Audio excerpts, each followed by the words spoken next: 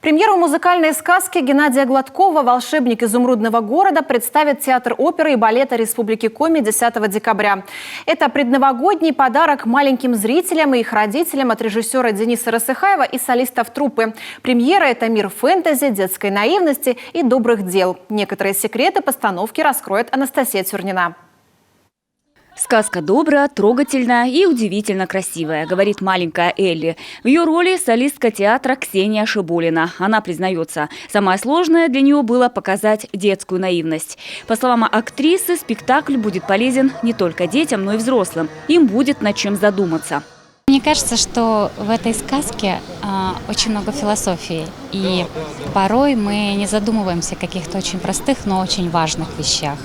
Мне кажется, она учит быть очень добрыми, уметь дружить. И мне кажется, это вот для меня это одна из сказок, которая учит брать на себя ответственность и принимать решения именно в данный момент и в данной какой-то определенной ситуации. Для режиссера Дениса Рысыхаева материал народного артиста России Геннадия Гладкова стал ближе всех. Он тонко чувствует музыку и передает ее детям. Задумка – создание фэнтези на сцене. Получилось. Чудесный мир возникает на глазах детей. Это, наверное, такая мечта с детства, потому что у меня мама библиотекарь. И я с детства очень любил на переменах или после учебы бегать к маме в библиотеку и читать. И это одна из самых любимых сказок моего детства. Я прочитал полностью все книги про историю волшебника изумрудного города, Гудвина и всех персонажей. Поэтому, наверное, это какая-то реализация моих детских фантазий. Невероятные превращения, танцы и непредсказуемые приключения Элли и ее друзей в волшебной стране. Это все то, что близко к Толкину, к его «Хоббиту» или «Властелину колец». Но это общая атмосфера постановки. А вот герои все те же искренние добряки сказочной повести Александра Волкова. Татошка предан Элли даже в нашем интервью. Вот примерно так. Не бойся, Элли, я тебя защищу! И эта фраза, кстати говоря, отображает вообще, наверное, все в этой роли.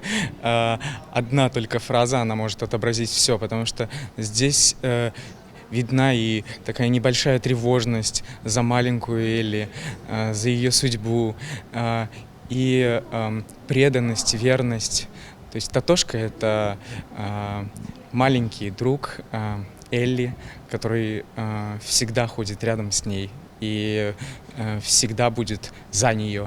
Живуны, мигуны, деревья оживают, у них лица. На протяжении всего спектакля сказочный мир буквально оживает видеоанимации. «Волшебник изумрудного города» – дебют сценографа Василия Горчакова. А у художника по костюмам Анастасии Юрьевой что ни наряд, то интересный замысел. Даже тяжелая шляпа Гудвина с изюминкой. Ну, смотрите, для того, чтобы она держалась, приходится одевать на голову вот такую шапочку. И вот здесь вот в шляпе есть тоже такое вот, чтобы она не проваливалась туда, на голове. И когда ее одеваешь, то она дальше не проваливается. Она не упадет, потому что у меня такая роль, где я не очень сильно бегаю, прыгаю. Ну так, чуть-чуть хожу.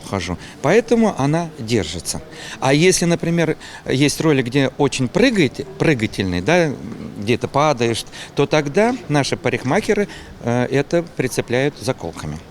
Зрители увидят премьерную постановку в преддверии новогодних праздников и в дни январских каникул. Мир доброты и волшебства ждет всех. Анастасия Тюрнина, Олег Жуковский, телеканал Юрган.